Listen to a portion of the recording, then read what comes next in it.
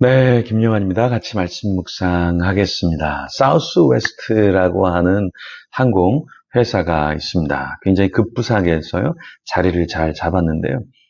이 회사는 굉장히 직원들을 사랑하고 또 탑승한 고객들을 사랑하는 그런 회사로 많은 사람에게 사랑을 받고 있는 그런 회사입니다. 예전에 비행기가 매끄럽게 착륙하지 못했을 때 기장이 이런 방송을 내보냈습니다. 방금 강한 충격이 있었습니다. 이것은 항공사의 잘못도 조종사의 잘못도 승무원의 잘못도 아닙니다. 아스팔트의 잘못입니다. 뭐 이렇게 이야기하면서 어떤 사람에게 책임을 전가하기보다는 이렇게 웃음으로 승화시키면서 여러분들 안전하시죠? 아스팔트가 조금 고르지 못해서 조금 불편을 드렸습니다. 이렇게 이야기했던 것인데요. 이게 이 회사의 어떠한 마인드, 방향성, 정체성을 좀 보여주는 그런 내용인데요. 미국 항공계가 굉장히 어려웠었습니다. 9.11 테러 이후에 직격탄을 맞았죠. 그때 항공산업이 일주일 만에 7만 명의 근로자를 다 해고할 수밖에 없었습니다. 그런데 사우스웨스트 이 항공은요, 단 한 명의 직원도 해고하지 않았습니다. 끝까지 같이 했죠. 그리고 나중에 다시 9.11 테러 이후에 회복되었을 때 다 같이 행복한 직장 생활을 하게 되었습니다. 우리나라에 악덕 기업이 있는데요. 또 있었고요. 그 중에 한 크리스찬 기업이 참으로 많은 사람들에게 지탄을 받았습니다. 휴업 수당을 지급하지 않았고요. 연장 수당도 미지급했고요. 또 연차 수당도 지급하지 않았습니다. 근데 그 금액이 굉장히 컸어요. 휴업 수당은 31억이 넘고요. 연장 수당도 23억이 넘고요. 연차 수당도 20억이 넘고요. 또 임금까지 미지급한 게 4억이 넘는 그런 금액으로 직원들을 힘들게 한 그런 크리스찬 기업이 있습니다. 이름만 대면 알만한 그런 기업이 있었는데요. 그 당시에 많은 사람들이 손가락질을 했어요. 그런데 크리스찬들도 크리스찬 기업이 이렇게 했다니라고 해서 참 많이 실망을 했죠. 근데 왜 이런 모습을 보였을까요? 탐심, 탐욕이 그 안에 자리를 잡았기 때문에 그렇죠. 1절에 보면 그들이 침상에서 죄를 꾀하며 악을 꾸미고 날이 밝으면 그 손에 힘이 있으므로 그것을 행하는 자는 화 있을진저. 자, 타락한 자들이 죄를 같이 꾀한다 이렇게 이야기하고 있습니다. 악을 꾸미고요. 날이 밝으면 좋은 일을 해야 되는데 그 손에 힘이 있기 때문에 그것으로 악을 행하는 것이었어요. 참 문제가 심각하죠. 예전에 영화에 베이비 드라이버라는 영화가 있었습니다. 이 영화를 보면요. 어떤 내용이 있냐면 영화에서 은행을 터는 사람들인데 이 악당들이 뭐라고 얘기하냐면 저 은행의 돈은 우리 것이다. 왜냐하면 저 돈은 악한 돈이고 악하게 번 돈이기 때문에 우리가 가져가는 게 맞다. 그래서 우리 돈을 우리가 가져오자 이렇게 외치면서 은행을 텁니다. 근데 왜 은행을 털 수 있냐면 이렇게 세뇌를 시키는 거예요. 그래서 죄책감이 없게 만드는 거죠. 그러다 보니까 어떻습니까? 네, 털면서도 도둑질하면서도 전혀 마음에 양심의 가책이 없이 그냥 마구마구 같이 협력해서 악한 일을 하는 거죠. 그러니까 악한 자들의 특징이 뭐냐면 이건 괜찮아 이렇게 말하면서 생각하면서 악이 아니다 이렇게 생각하면서 악한 일을 한다라는 거예요. 그래서 2절에 보면 밭들을 탐하여 빼앗고 집들을 탐하여 차지하니 그들이 남자와 그의 집과 사람과 그의 산업을 강탈하도다. 그래서 미가 시대에도 사람들이 밭을 막 탐해요. 그래서 빼앗아요. 집들을 탐해요. 빼앗아요. 차지해요. 그러면서 심지어 사람도 막 인신매매하고요. 그리고 산업도 막 강탈해 와요. 그런데 그 마음에 죄송한 마음이 전혀, 죄스러운 마음이 전혀 없었다라는 것입니다. 그때 하나님께서 뭐라고 말씀하시냐면 3절에 그러므로 여호와의 말씀에 내가 이 족속에게 재앙을 계획하나니 너의 목이 이에서 벗어나지 못할 것이요 또한 교만하게 다니지 못할 것이라 이는 재앙의 때임이라 하셨느니라. 자, 주님께서 이러한 사람들을 가만두지 않겠다. 너희 목이 이에서 벗어나지 못하고 너희 교만하게 다니는 거 더 이상 너네 그렇게 할 수 없어. 이렇게 말씀하셨습니다. 예레미야 23장 18절에 보면 이런 말씀이 있습니다. 누가 여호와의 회의에 참여하여 그 말을 알아들었으며 누가 귀를 기울여 그 말을 들었느냐.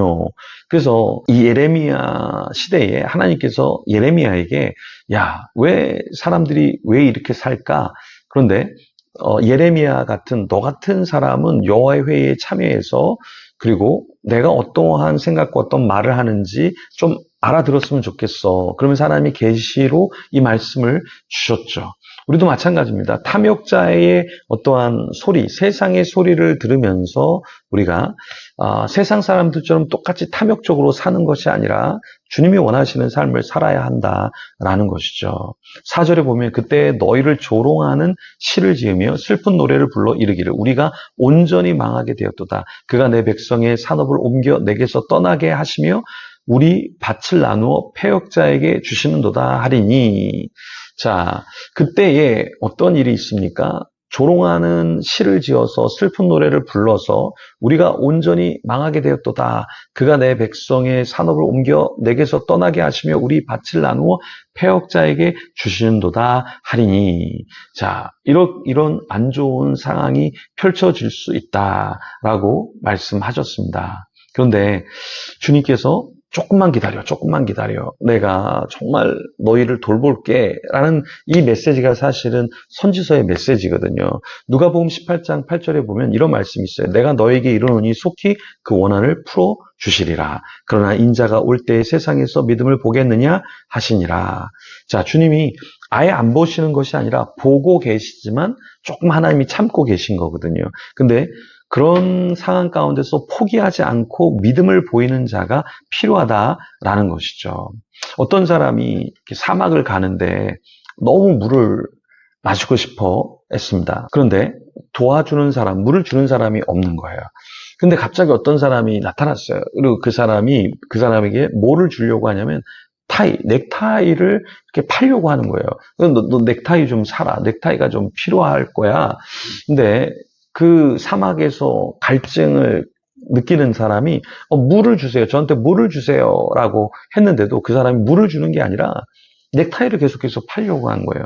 결국에 넥타이를 살 이유가 없으니까 넥타이를 안 샀죠. 근데 그 사람이 딱 어떤 모텔에 이렇게 들어가려고 하는데 거기에 들어갈 수 있는 사람은 넥타이를 맨 사람만 들어갈 수 있다라는 거예요. 그래서 사막에서 왜 저 사람이 나한테 넥타이를 팔려고 했지? 이해를 못했지만 나중에 보니까 넥타이가 있어야 했던 것이죠. 우리도 마찬가지입니다.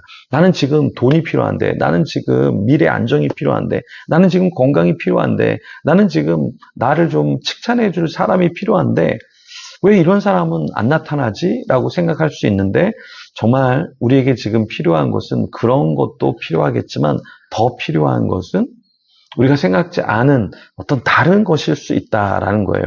신앙이라는 거, 내가 뭔 신앙을 갖는다고 뭐가 잘 되겠어? 나는 신앙이 필요 없어.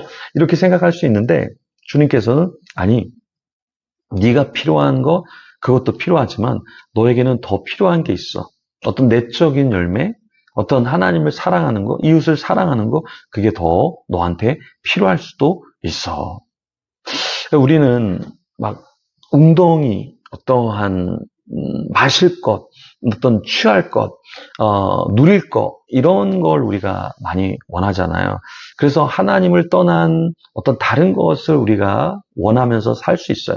그래서 예레미야 2장 13절에 보면 이런 말씀이 있습니다. 내 백성이 두 가지 악을 행하였나니 곧 생수의 근원되는 나를 버린 것과 스스로 웅덩이를 판 것인데 그것은 물을 저축지 못할 터진 웅덩이니라.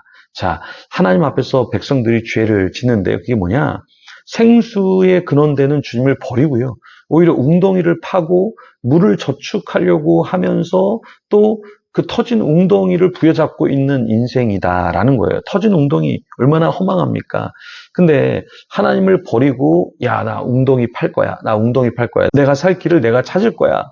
근데 주님이 보실 때는 그 터진 웅덩이인데 거기서 물이 모이고 저장할 수 없는데, 근데 우리는 주님을 보는 것이 아니라 그냥 나의 필요성, 나의 필요한 것, 그것에 우리의 눈과 마음과 몸을 빼앗겨서 살아가고 있다라는 것이죠. 더 이상 우리가 하나님을 근심시키는 것이 아니라 정말 이 땅에서 지금 나에게 필요하지 않는 것 같지만 주님이 너 이거 필요해. 너 지금 이게 더 절실해 라고 깨우쳐 주시는 것이 있다면 그것을 더 사모하는 저와 여러분이 되기를 소망합니다. 그런 자 되도록, 그런 가족 식구들 되도록, 그런 교회 되도록 우리 기도하며 주님 앞에 나가겠습니다.